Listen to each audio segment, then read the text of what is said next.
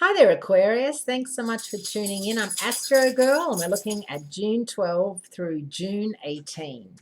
And what's happening this week is there's a lot of planetary activity, planetary play in Gemini, your fifth house of romance, creativity, and self-fulfillment. And of course, we're coming off that full moon last week in Sagittarius, your friendship, hopes, dreams, and wishes zone, and Jupiter moving direct in your ninth house of overseas travel, philosophy, and long distance relationships. So there's been a lot happening for you, and it keeps on happening. Mercury in Gemini is keeping you running here, there, and everywhere. On June 13, on Tuesday, Mercury trines up with Jupiter for the second time this year. Right after that auspicious meeting, Mercury turns around and squares up with Neptune.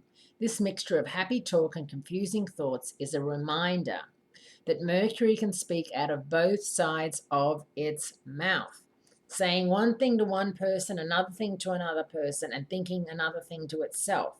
So we all pick up on that, and you especially could find that taking sides is something that you're not used to doing and that you find yourself doing, and it's very, very dangerous to be taking sides with anything or anyone, because if you back the wrong horse, you've got a lot of explaining to do.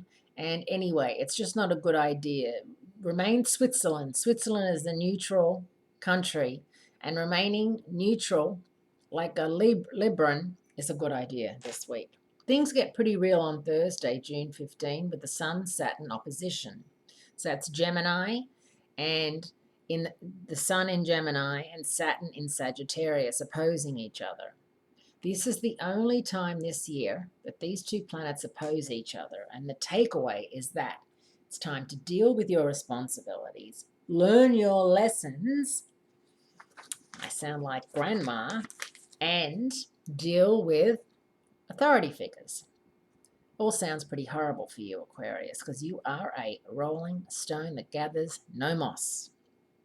Neptune, the planet of fantasy and dreams, goes out of phase on Friday, June 16, and depending on the state of your unconscious, this reversal can mean that the next 5 months will be either a fertile time for sowing your creative seeds or an unending nightmare if you choose to confront your personal demons.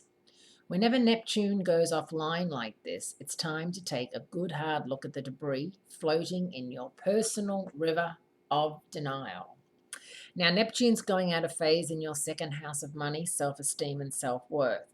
So how you see yourself, how you value yourself, and hopefully how you don't measure yourself up against other people will all be things to be thinking about in your personal river of debris.